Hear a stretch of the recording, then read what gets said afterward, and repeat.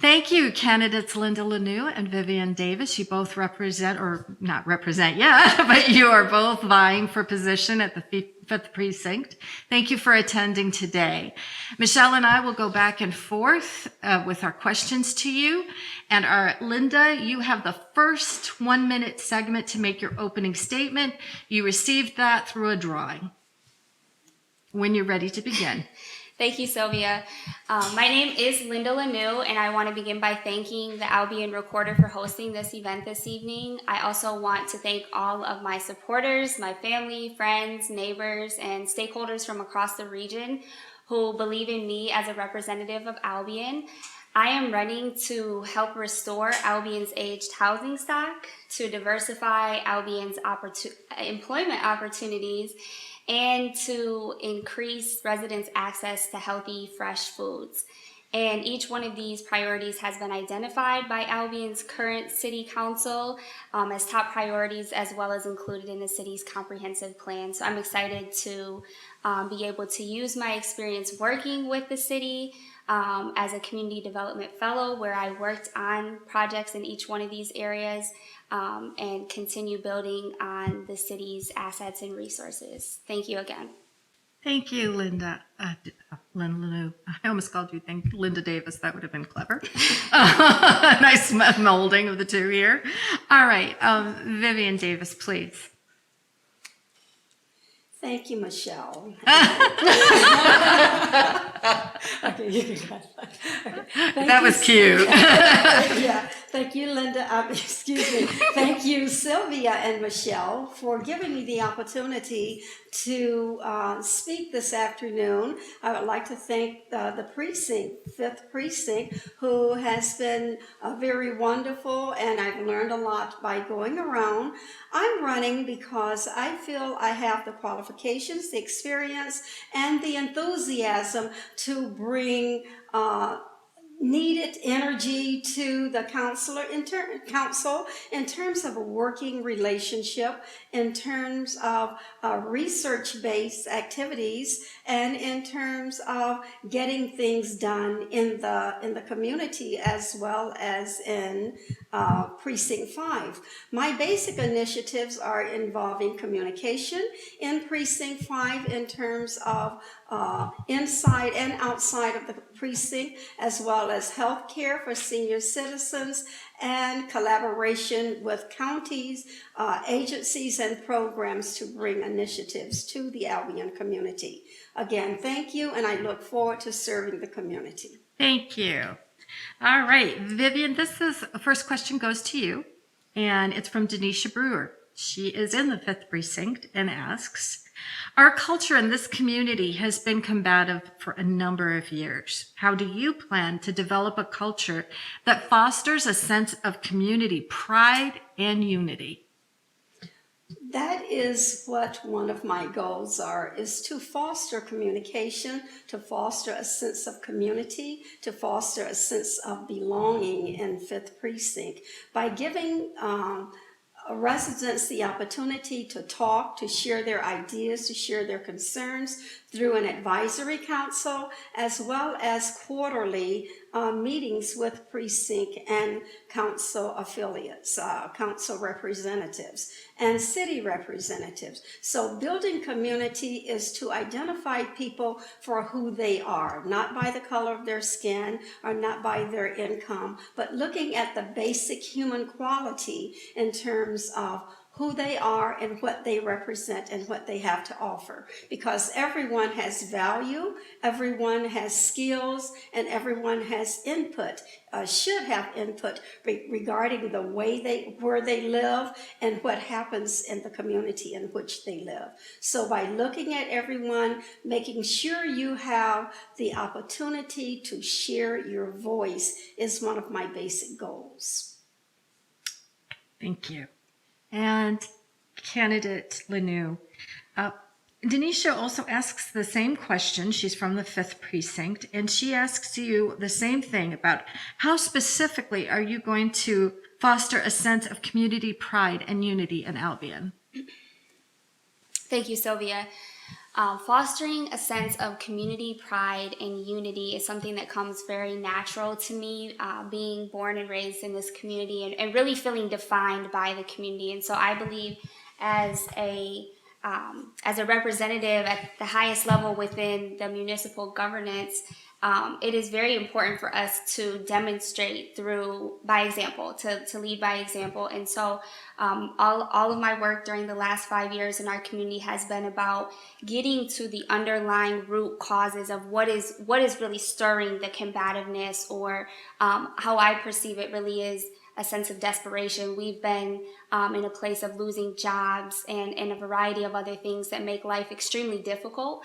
And so I think that we, as leaders, we have to take so many different things into account. I really talk about juggling a lot because there's just this revolving need of things that we have to be able to be not only familiar with, but also familiar with alternatives and resources and the precedents. So what led to this moment, and where have issues like this been addressed previously? In terms of unity, I think that our community, is it facile? There's this superficial level of, oh, we're so tight because it's only 8,400 people in 4 square miles. But I know that she's submitting this question because as time goes on and we're having to face more constraints and more issues, we're realizing that maybe we weren't as close as we thought we were, and maybe there's a reason why we have over 40 churches and different things like that really indicate some underlying deeper rooted issues, which when we look at a larger scale nationally, there's a lot of precedents, whether it's racism or classism or other things that are really hard to talk about. They're very emotionally heavy things. We need to equip our residents with tools to do that in order to truly have a unified community, and that's part of what my background specializes in. I use a variety of things myself to conduct and facilitate engagement, and I want to see that be in the hands of residents. It shouldn't just be on individual people. It should be accessible to everybody to facilitate in their families, in their neighborhoods, and in whatever setting they find themselves in, work or any otherwise. So I want to see the resources that have been bestowed upon me in the hands of others. And I want to see us be able to confront the deeply rooted issues, and that's how I would address that. Thank you. Great. Okay, Linda, a question from Linda Colmadin, who lives in the 3rd Precinct, and she asks, how will you address the issue of systemic racism in our community? Okay. Just to give a little background, I just touched on racism in the last question as a deeply rooted cause of the antagonism in our community and a way to get and work toward unity. I also did respond to the Albion standing question specifically addressing systemic racism. So there's a 4-minute video out there about how I will work toward that. But in that video, I talk about how housing, employment, and access to healthy food are all issues that disproportionately affect the Black community. And so by tackling those head on and doing so with a lens toward racial justice and economic justice, you will be working toward a society without systemic racism. I think that another really obvious thing is that I'm white, and so these conversations should not necessarily be started. Not that they are being started by me or facilitated by me, but I think that I should be taking a role of a listener. And if I'm doing anything as a leader, for example, on city council, it would be opening the door to people who have more expertise and more lived experience in these matters and making sure their voices are not censored, because I think that is historically what has really limited us. It's not that people aren't using their voice, it's that their voices are being manipulated and we're not able to have an honest conversation. Great. And Candidate Davis, how would you respond to Linda Colmadin's question about addressing the issue of systemic racism in the Albion community? I would like to see, I understand, I have a deep understanding of systemic racism because I'm from Georgia. in the 60s. And so I have an understanding that is like none other in terms of identifying how it feels, identifying how to identify it, identifying what the characteristics are in which there's something that I can do about it as well as something I cannot do about it. Some things are not within my ability to change. Systemic racism is something that one has to be identified. What is the cause, what it is, and then identify what are some of the solutions that can be addressed to deal with the systemic racism. There is racism, in all organizational structures. And the racism includes City Hall. It includes the other organizations in the community. Some of that racism is unconscious and some is overt. So when you're dealing with unconscious racism, the idea is to educate and to inform and to involve others in terms of the feelings, perceptions, and the actions of others. If it's overt racism, systemic racism, then that's when policies and guidelines and rules should be addressed in terms of the responsibility of city council is to look at policies and look at ordinances in terms of, is this a racist kind of policy? Because we can stand behind the policy, to validate being racist, or we can stand behind an ordinance and say, well, this is how it is, this is how it's always been. But one of the responsibilities of the city council is to address the policies in the community, to address the policies of government, to see, is there racist factors in those policies? And if they are, it's our responsibility as city council representatives to address those policies. So first we have to educate. We have to educate in terms of dealing with it. How do we address it? Anger and violence isn't the way to address it. We have to address it through education as well as through information, and to change the policies that impact those racist acts. Thank you, Candidate Davis. We're going to go right back to you again and start with another question. I sometimes think that's a little unfair to do that to the person because you just finished. But Erin Britt from the 5th Precinct asks, what plan or strategy do you support or have to support the small business owners in Albion? The small business owners in Albion is something that we need to give specific attention to, because for survival, a lot of times the small businesses in the time of the pandemic aren't surviving because of the low income and the traffic and things like that. I think that this would be a good time for the EDC, for the Chamber of Commerce, for the Community Foundation to come together to develop plans and strategies specifically addressed to the small business owner. One, find out what are the needs. Secondly, find out what are their resources. And thirdly, find out what would they like to have to survive, or find out what do they need from the community to help them survive. So it's going to take more than just one sector of the community to address a small business owner. It is going to take everybody working collaboratively, meaning maybe grant funding, maybe outside resources, maybe education. But I think between the EDC, the Community Foundation, the Chamber of Commerce, and maybe the Downtown Development Corporation to get together with the small business owner to identify the causes, the needs, and some of the results. Thank you. And Candidate Lanoux, we have the same question. Erin Britt would like to know of the 5th Precinct, what specific steps or plans do you have to support small business owners? Sometimes they can't be a member of the chamber, so what can you offer them?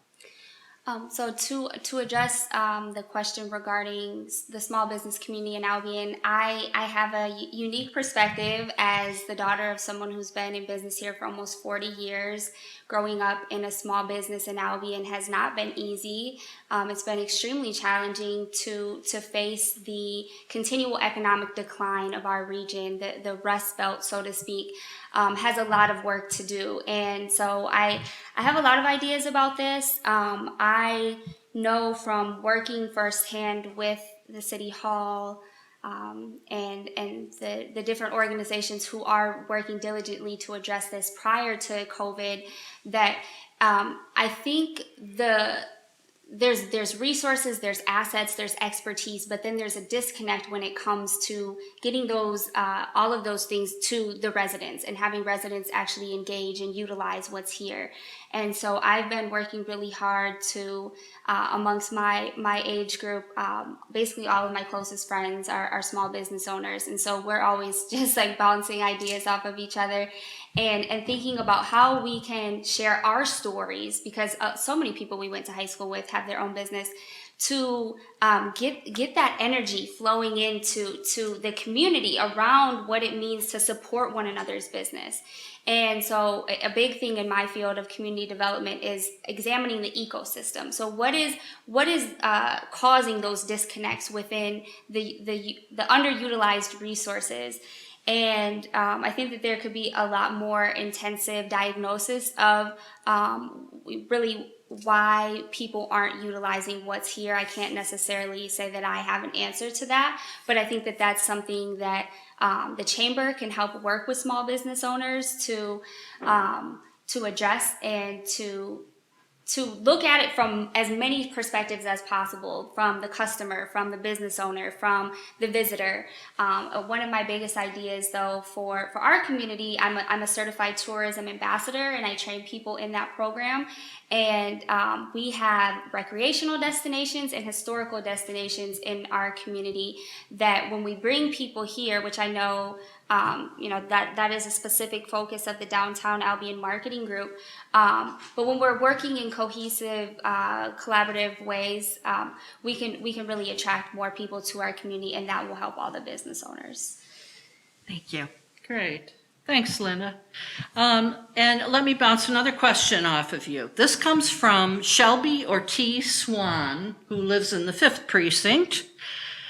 What plan or strategy, what can the city do to create and promote after-school programs for children up to 10 or 12 years old that would be helpful to her and other working parents? Okay. So after-school programming that the city could actually influence, I think would be directly under the recreation department. And I can't tell you exactly what's going on because I don't think anybody knows necessarily. I have spoken with Mr. Williams about the recreation department after learning that he would be retiring, and I know that he has been offering his time and skills to help the city, as there's been immense transitioning since the departure of Dr. Cheryl Mitchell. So I think that really just supporting the recreation department and being able to, again, just rebuild the ecosystem of our community. Where are the worst disconnects when it comes to our volunteer base and when it comes to young parents and maybe retired teachers and the different groups that I know from being in this community my entire life are ready and willing to step up and give back to the community. And I think that like many things, from the top down influences what everybody else feels like they're capable of doing. So from a city perspective, I would say that the more we're able to just get the recreation department in as strong of a place as we can, the more we would see the ability to have people volunteering to support its efforts. I know that the Playwright Academy, the Gentlemen's Club, I remember seeing the event last winter. There was like 10 different groups, and I was so impressed. And then there's, of course, all of the schools. And so there's so many different resources. And if the city could act as a hub so that when people want to plug in and offer their time, resource, and expertise, they have the means to, and it's not this chaotic thing, that would be the best thing that I could see happening.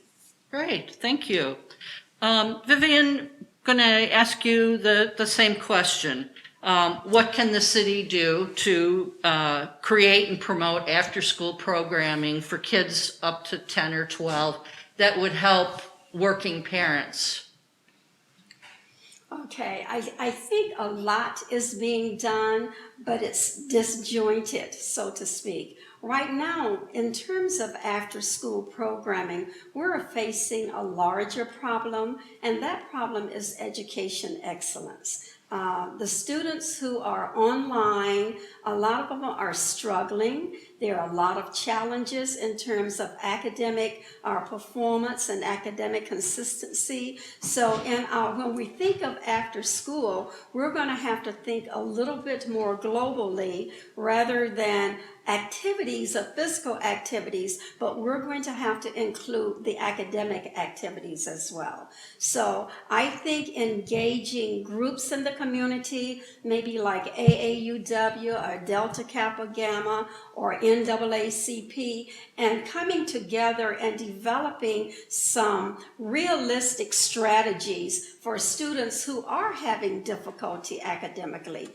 It's more than you think.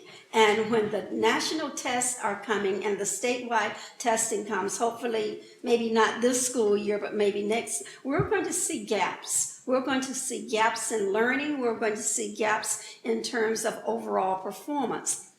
So I think working with the Playwright program, working with organizations in the community, working with churches in the community, as well as working with the recreation department is needed. Because right now I know Macedonia Baptist Church is doing academic tutoring, as after school. I know Mr. Barnes is doing Playwright.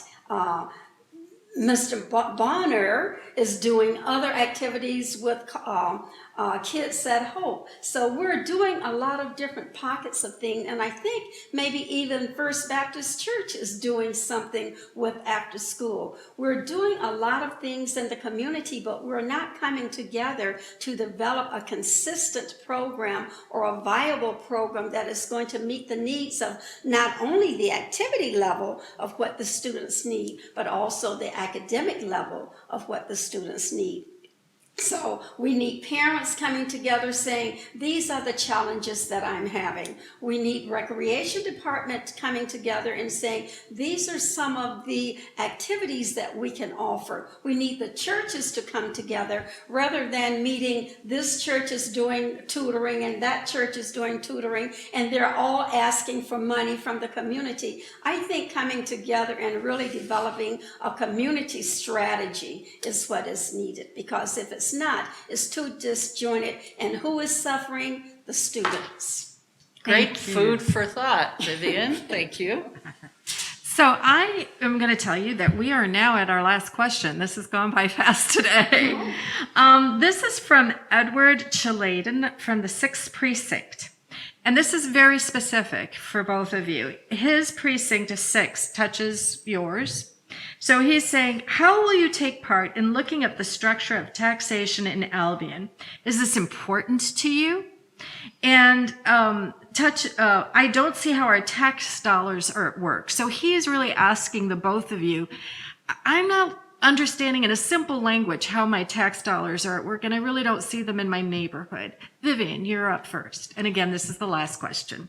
Okay, thank you. The tax dollars at work is going to take research. It's going to take all of us looking at the tax dollars, seeing where they're going, what is happening in the community, and most of all, communicating that to the community. We're going to have some millages coming up. We're going to have some school millages coming up. We're going to have recreation millages coming up. So we as citizens in the Albion community need to know where they're going, and city council and city government is responsible to identify where the money is going, how is it being spent, what is going to be needed to accomplish the goals, what are the strategies or priorities for growth and improvement or a decrease in tax dollars.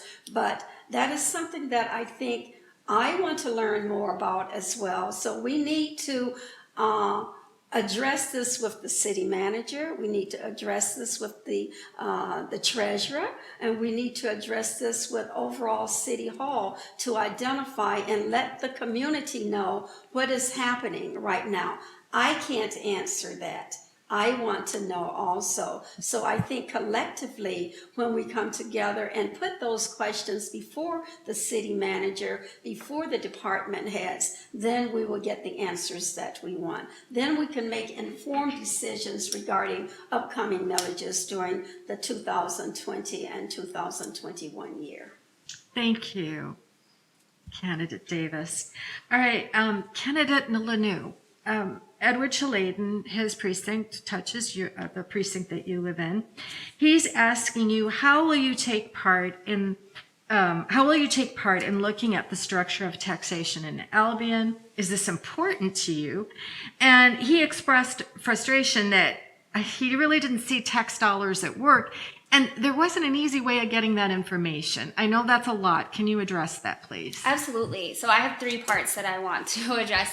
The first is that our budget is not easy and easily digestible. So I actually just happened to come across a resolution from 2015 that had 4 bullet points outlining the nearly 12 mills out of $1,000 property taxes that go to the streets, go to the water debt, go to 4 things. I can't remember them, but I was very impressed, and I was like, this is easy to digest. I can understand this. I don't have to look through an entire packet of a whole bunch of numbers that I need the finance director to translate to me. And so I know from working with our interim city manager that she also cares deeply about the information, whether it's in a pie chart or something where you can see, okay, this is exactly how things are being allocated in categories that I can understand. I get really excited when I think about people being able to engage and feel like his question is so much on the minds of other people. And so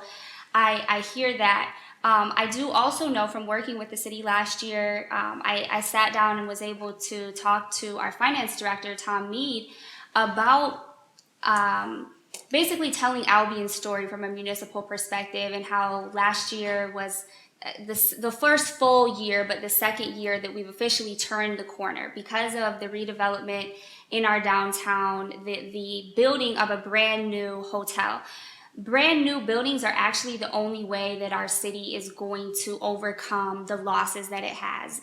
While we really appreciate any progress, whether it's from the college, which is a nonprofit, or churches, which are also tax exempt, we have to have businesses that are actually like O'Reilly's or Taco Bell. These are brand new businesses, and so that creates a different source of funding versus rehabilitation or the restoration of a building from a nonprofit like the Ludington Center.